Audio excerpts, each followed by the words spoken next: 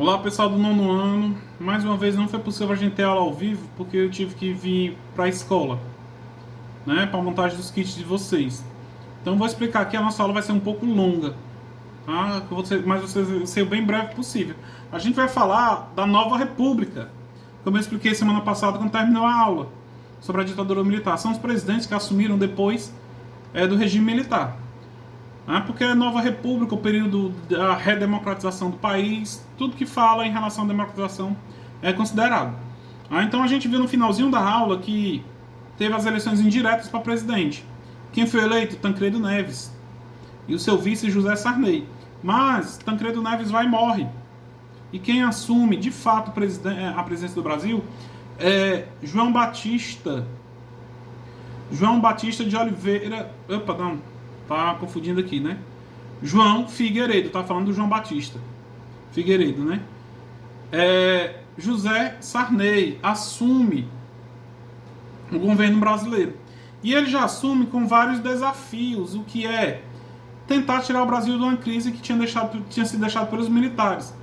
Então, ele funda os primeiros planos econômicos. Então, justamente o que? Para tentar resgatar a economia do país. Ele cria o primeiro plano cruzado, tá? Que infelizmente esse plano não deu certo. Mudou até a moeda do Brasil, que era os cruzeiros pelo cruzado, né? Ainda não era o real. O plano cruzado não deu certo, veio o plano cruzado 2, que foi outro plano econômico que também não deu certo. E depois veio outro plano, o plano Bressa. Por que plano Bressa? Porque era o nome do ministro da Fazenda. Isso tudo no governo de Sarney.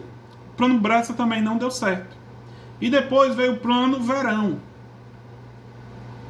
que também deixou o Brasil mais ou menos. O governo de Sarney não foi assim lá as coisas. Teve alta inflação, o salário foi congelado, né? E a população não vivia no bem-estar, porque tinha acabado de sair de uma ditadura.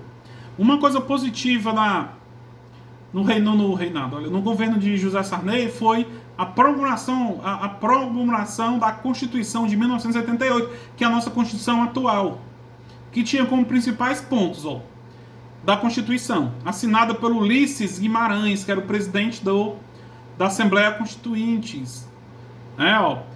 O que é que as principais pontos da Constituição? Determinava a função de cada parte da federação, atribuindo deveres de responsabilidade à União, que é o governo federal, aos estados, que é o estado, como o estado do Ceará, e aos municípios e ao Distrito Federal. Então, cada um tinha a sua função. Como, por exemplo, vou pegar a educação superior, Universidade Federal, do governo federal. As escolas do município é responsável pelo ensino fundamental 1 e 2. Ensino fundamental completo, desde o ensino infantil a fundamental 2. E o Estado tem a função de bancar o ensino médio. Tá? Definição das responsabilidades dos entes federados para obrigatoriedade de financiamento da estrutura educacional. Quer dizer, como eu acabei de dizer, cada um tinha que financiar a sua parte da educação. Assegurar a liberdade religiosa, afirmando ser o Brasil um país laico, portanto, sem uma religião oficial. A partir daqui, acabava com aquela história de dizer que a religião oficial era o catolicismo. A partir daqui, qualquer um poderia cultuar sua religião, e não, o Brasil não tem religião oficial. Como, por exemplo, nos órgãos públicos, não pode ter uma imagem de um santo puxando para o lado de qualquer religião, porque o Estado é laico. E uma das principais, estabelecia os princípios como o de ir e vir, a liberdade política e de expressão, respeito à formação étnica do povo brasileiro, negros, indígenas e brancos, com a maior participação da mulher na política. Então esses foram os principais pontos da Constituição. Aí em 1989, acaba o governo Sarney. Em 1989 tem eleições diretas para presidentes. Haja em vista que a de Sarney tinha sido indireta. E quem é eleito no meio de mais de 20 candidatos? O ex-governador de Alagoas, Fernando Collor de Mello, foi o primeiro presidente eleito pelo voto direto no Brasil após as eleições. Muitas provas que tem aí perguntando quem foi o primeiro presidente eleito de forma direta, muitos acham que foi Sarney. Não, Sarney foi eleito pelo colégio eleitoral. Collor que foi o primeiro a ser eleito. E também foi o primeiro a ser impeachmentado, teve impeachment do presidente. Tá? Não foi o da Dilma. O que acontece? O Collor, ele começa também a fazer um plano econômico para tentar salvar o Brasil. Então ele nomeou uma senhora chamada Zélia Cardoso de Mello como ministra da Economia, que elaborou o Plano Collor, que entrou em vigor a partir do dia 16 de março de 1990. Os principais pontos foram o congelamento dos depósitos, o overnight nas contas correntes e poupanças acima de 50 mil cruzados novos. Pessoal, isso aqui na época eu ainda lembro. Isso aqui foi uma loucura, porque se a pessoa tinha acima de 50 mil cruzeiros, estava congelado. O que é congelado? Estava confiscado. Ninguém podia, a pessoa não podia mexer. O governo ia usar esse dinheiro e depois ia pagar. Que foi o confisco da poupança. Né? Outra, o imposto sobre as operações financeiras, o IOF, passou a ser cobrado em qualquer transição bancária. O IOF é um imposto que tem sobre as transições financeiras. Além de no banco, tudo que a pessoa comprasse também tinha esse imposto. Indexação do imposto sobre qualquer transição financeira, já expliquei, né? Reajuste dos preços dos serviços públicos, como energia elétrica, água e telefone. Então aumentou os impostos. Tudo isso era o quê? O intuito de arrecadar dinheiro para o governo para tentar sair da crise.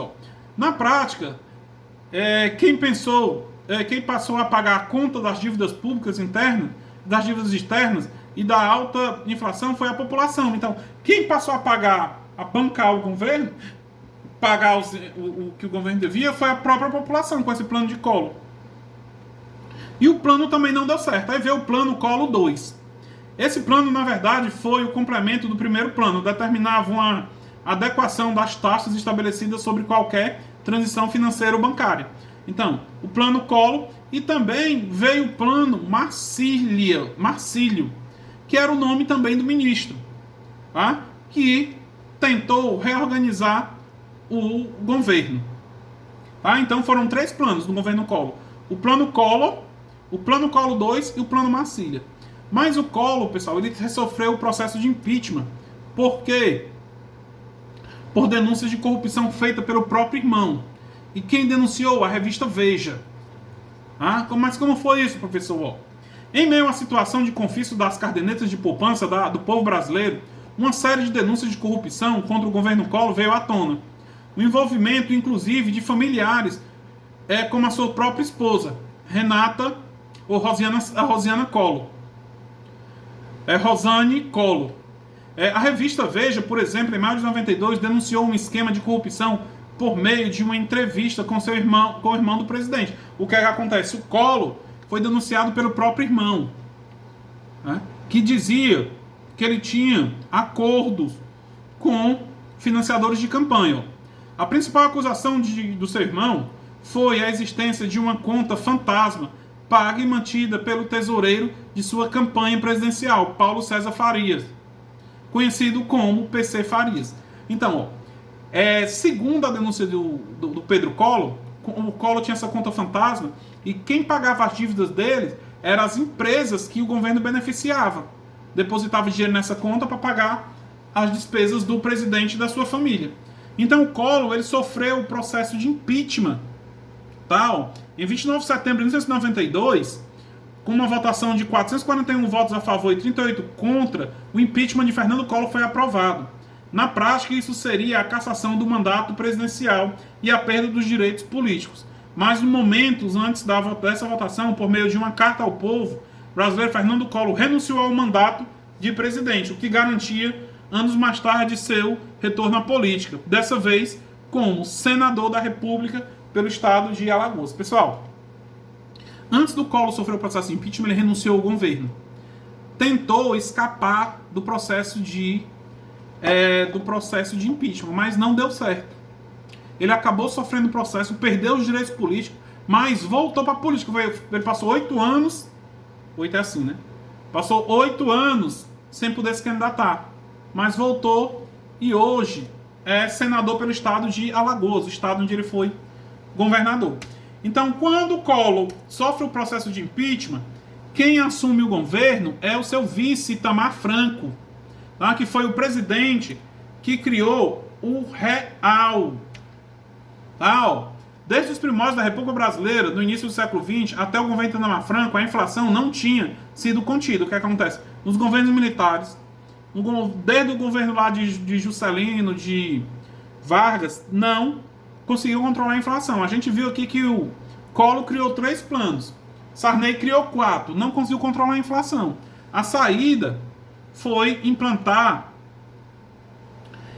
algum plano que desse certo. Vários governos foram marcados pela inflação de 1000% anuais, com grande recessão e desemprego. Foram feitos muitos planos econômicos e mudanças de moeda, como eu acabei de dizer, mas apenas com sucesso inicial. Logo em seguida, os problemas retornavam. O Brasil cada vez mais se via explorado e perdendo seu poder de consumo. Os trabalhadores, em especial, pois não tinham seus salários congelados, diminuindo o seu valor. Embora Itamar Franco fosse um nacionalista, optou como ministro da Fazenda o sociólogo Fernando Henrique Cardoso, que se mostrou tendências para o neoliberalismo. Professor, não sei o que é neoliberalismo. O neoliberalismo é uma política, eu vou já falar mais um pouco, mas é uma política onde a tendência é o governo vender as empresas públicas. O Estado não se mexe na economia. É o oposto do socialismo. É uma das bases do capitalismo. Tá? Aí eu vou já dizer as características do sistema neoliberal, que é o que o Bolsonaro está querendo implantar aí. Né? Um dos pontos X, a privatização e a não interferência do Estado na economia. Pronto. É um dos pontos do neoliberalismo. Ó.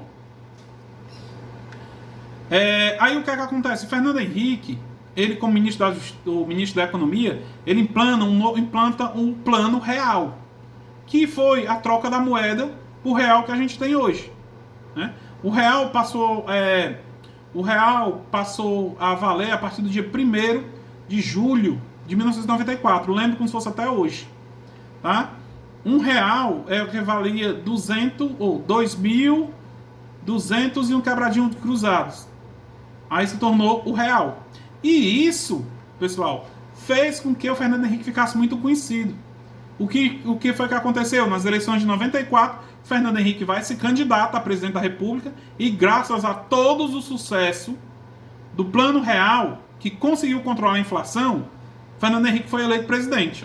A vitória de Fernando Henrique Cardoso nas eleições presidenciais de 94 teve como fator decisivo a implantação do Plano Real, que criou uma moeda estável no país, apesar de décadas de inflação. Pessoal, o real, quando ele foi criado, ele era mais forte que o dólar. Quando o real foi criado em 94, $1 custava 80 centavos. Era uma moeda forte. Tá? Eu lembro que um recheado era 10 centavos. Recheado de chocolate. Uma Coca-Cola de 2 litros era 50 centavos. Esse era o valor da época. Tá? Então aí Fernando Henrique assume a presidência do Brasil com o governo liberal, assume em 2005 e fica até 2002, porque ele foi o presidente que conseguiu votar para que o presidente tivesse reeleição. Agora vamos ver aqui, ó. O governo neoliberal de Fernando Henrique Cardoso. Ó. Com a estabilização da economia, graças ao Plano Real, Fernando Henrique consolidava e buscou o crescimento com medidas características neoliberais. A reforma adotada pelo governo Fernando Henrique para lidar com a dívida externa foi privatizar empresas públicas. As principais medidas tomadas por Fernando Henrique em seu primeiro mandato foram, primeiro mandato, o que foi que ele fez? Instalou literalmente o governo neoliberal. Mudanças no conceito de empresa nacional, acabando com os monopólios do petróleo e das telecomunicações. A telefonia brasileira entrou no sistema de concessão, abrindo espaço para empresas multinacionais, como a TIM, a BCP, que hoje é a Claro, que introduziram aos poucos os chamados celulares no Brasil. A telefonia fixa deixou de ser das empresas nacionais. A Telebrás foi dividida em 16 empresas de telecomunicações nacionais e passou a ser controlada pela Telemar, que hoje é a Oi, né? Em 1999. E a partir de 2007 passou a ser controlada pela empresa Oi Telecomunicações. Então, essas privatizações, todas essas empresas de telefonia foram privatizadas, entregadas. O que é privatizar? É você vender uma coisa que é do governo, vender para uma empresa particular, uma empresa privada. Aí foi onde começou a surgir o pessoal poder ter telefone em casa, porque um telefone fixo antes da privatização custava 15 mil reais. Celular não existia. Só a partir daqui começou a surgir os primeiros celulares. Outra coisa que do governo neoliberal de Fernando Henrique, a privatização da Companhia do Vale do Rio Doce, que era uma empresa estatal, aquela que foi criada por Getúlio Vargas, que a gente viu quando Vargas criou a Companhia do Vale do Rio Doce lá no Estado Novo. Aí outra coisa, a aprovação da reeleição para os mandatos executivos, né? O mandato passou a ser de 4 anos. O que é que acontece?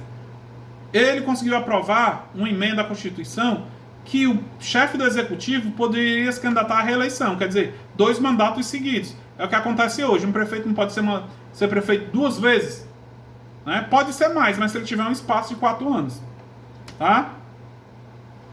Aí em 2002 é eleito presidente da República Luiz Inácio Lula da Silva, que defendia a bandeira do fome zero, quer dizer, erradicar a fome, tá? O governo Lula foi voltado para o desenvolvimento social, ajudar as pessoas. O governo Lula é visto como um governo social-democrata, que ajudou muita gente. O foco do governo Lula se voltou para os projetos de desenvolvimento econômico e de inclusão social. Havia também a preocupação com a geração de empregos formais, valorização do real, inclusão educacional. Com a criação aí vem o que o Lula criou. Programa Universidade para Todos, o ProUni, né? Aquele que o governo paga as universidades para as pessoas carentes, universidades públicas ou privadas para pessoas carentes. Criou o Plano Nacional de Acesso ao Ensino Médio, Técnico e Emprego.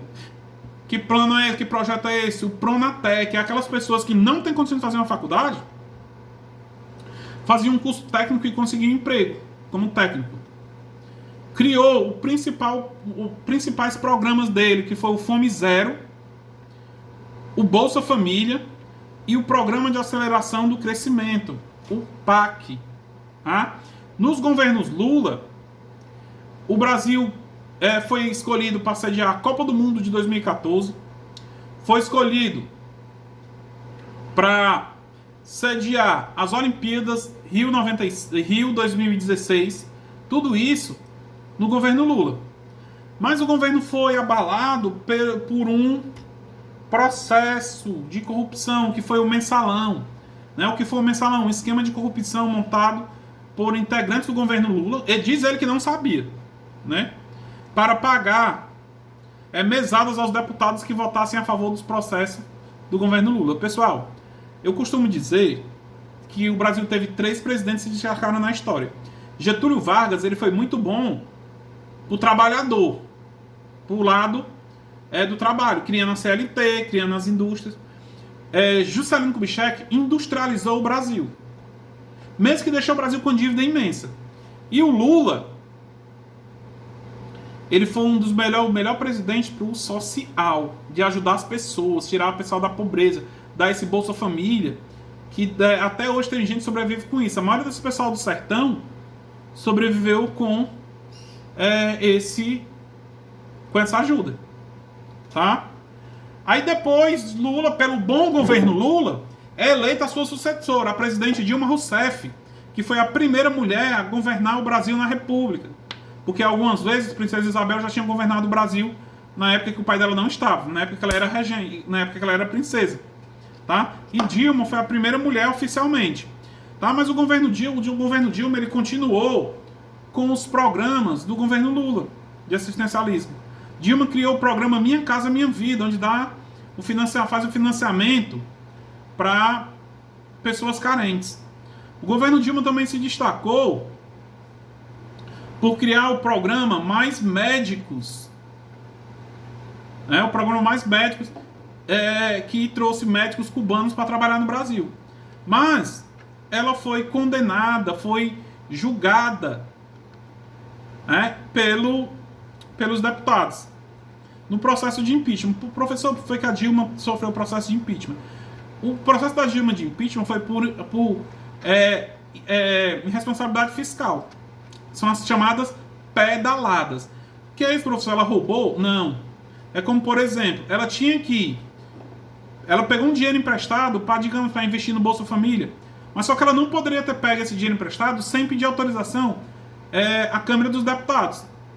Então teve uma briga política, que eu não vou explicar porque senão a gente não sai nem daqui hoje, e acabaram abrindo um processo de impeachment por essas pedaladas. O que é isso? Pegou dinheiro emprestado sem autorização do Congresso. Aí acabou sendo impeachmentado. É o impeachment de Dilma. No dia 17 de abril de 2016, por 367 votos a favor do impeachment e 137 contra, após a votação, Dilma foi afastada da presidência. O vice-presidente assumiu, Michel Temer, que assumiria inteiramente o governo. Coube ao Senado julgar o afastamento final da presidente Dilma por crime de responsabilidade. Como eu falei para vocês, pegou o dinheiro sem autorização do Senado e nem da Câmara dos Deputados e foi processada por isso. E em seguida, assume Michel Temer, que fez um governo tentou reconciliar os partidos, né, de oposição. Não teve muita, como é que eu posso dizer, não teve muito cartaz o governo dele. Passou-se assim como quase despercebido, né? Aí Bolsonaro foi eleito em 2018 e é o atual presidente da República. Então aqui a gente se encerra. Qualquer dúvida, me chamem no WhatsApp. Abraço.